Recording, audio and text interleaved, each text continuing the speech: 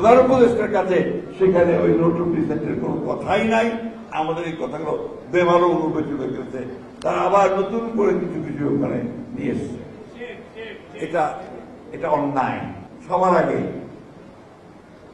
সেই সংস্কার আমরা করতে চাই, কিন্তু আপনারা যেভাবে জনগণকে বিভ্রান্ত করে, জনগণকে বোকা বানিয়ে এই সংস্কার করতে চান, সেটা অবশ্যই আমাদেরকে জনগণের সামনে তুলে ধরতে হবে। এই যে সনদ আমরা পাশ করেছি, আপনার মনে আছে, পার্লামেন্টের সামনে বৃষ্টি হচ্ছিল, ছাতা ধরে পাশ করেছি, সই করেছি না? ওইখানে আমরা যে বিষয়গুলো সই করেছি, সেখানে আমরা বলা হয়েছিল যে সব রাজনৈতিক দল যেগুলোতে একমত সেগুলো সব সই হয়ে গেল।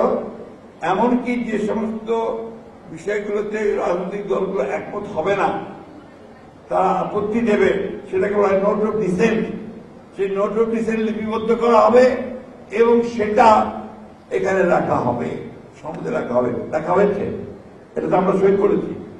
আর এখন ওনারা যেটা উত্থাপন করলেন প্রধান উপদেষ্টার কাছে, সেখানে ওই নোট অফ ডিসেন্টের কোনো কথাই নাই। আমাদের এই কথাগুলো বেমারও অনুভূতি হয়ে গেছে, তারা আবার নতুন করে কিছু কিছু ওখানে নিয়ে এসছে। এটা অন্যায়।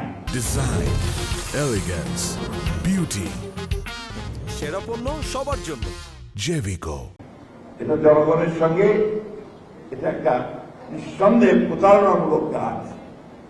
তারপরে কিন্তু দেখেন, একটা দায়িত্বশীল রাজনৈতিক দল হিসেবে আমরা একটা প্রেস কনফারেন্স করে বলেছি, আমরা রাস্তায় যাইনি, আমরা রাস্তায় দাঁড়িয়ে কোনো প্রতিবাদ করিনি, আমরা প্রধান উপদেষ্টার বাড়িও ঘেরাও করিনি, বা আপনার নির্বাচন কমিশনে ঘেরাও করিনি।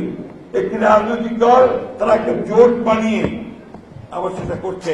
তারা বিভিন্নভাবে আপনার এই সরকারকে তারা বাধ্য করতে চায় যে তাদের কথাটাই শুনতে হবে। আমাদের কথা খুব পরিষ্কার, আমরা যেটা সই করেছি সেটা অবশ্যই আমরা সেটার দায় দায়িত্ব গ্রহণ করব, কিন্তু যেটা আমরা সই করিনি সেটা দায় দায়িত্ব আমরা গ্রহণ করবো না। আমরা চাই যে এই বিষয়গুলো একটু আলোচনার মাধ্যমে সমাধান করা হোক।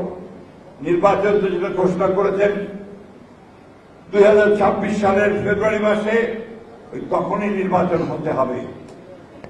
পিআর হবে কি হবে না ওটা আগামী পার্লামেন্ট সিদ্ধান্ত নেবে।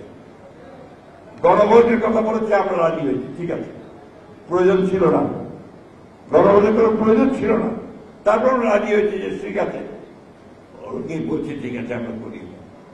আমরা বলেছি যে নির্বাচনের দিনই গণভোট করতে হবে, কারণ আলাদাভাবে গণভোট করতে হলে থেকে আরো খরচ বেড়ে যাবে, প্রায় 1000 কোটি টাকার উপরে সেই খরচ হবে।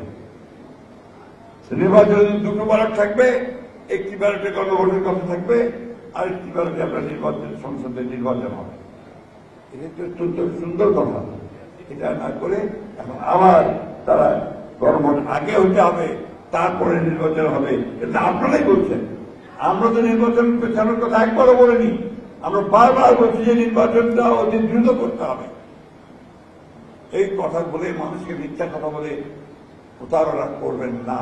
আমি আজকে কাগজে দেখলাম আমাদের শ্রদ্ধেয় বন্ধু মানুষ তাহের সাহেব তার এলাকায় আমাদেরকে দোষারোপ করেছেন যে আমরা নাকি নির্বাচনকে বাধা দিই। এখন পর্যন্ত নির্বাচনকে যতটা বাধা সৃষ্টি করেছেন আপনারা করেছেন। আপনার পিয়ারের দাবি নিয়ে এসেছেন, যেটা আলোচনা ছিল না, প্রস্তাবও ছিল না, এই কথাটা আপনি আপনার করেছেন। জোট পাকিয়ে রাস্তার মধ্যে আন্দোলন করছেন এবং ধমক দিচ্ছেন আজকেই দিতে হবে, তাহলে আমরা ইলেকশন হতে দেব না। এটা হচ্ছে মানুষকে বোকা বানানো। আমি এই বিষয়ে আর কথা বলতে চাই না। আমি তো একটা কথা বলতে চাই ভাই, যে অত্যন্ত কঠিন একটা সময় ওরা পার হচ্ছে। এই সময়টা আমাদের জন্য একটা পরীক্ষা, যেখানে কতটা ধৈর্য ধরে আমরা এই সময়টা পার করতে পারি, নির্বাচনটা করতে পারি।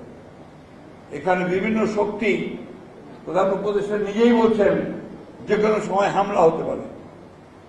উনি পরিষ্কার করে বলা উচিত ছিল যে হামলা কোত্থেকে আসবে, কারা করবে, বলা উচিত ছিল জাতিকে। জাতি প্রস্তুত আছে যে কোনো হামলা প্রতিরোধ করতে।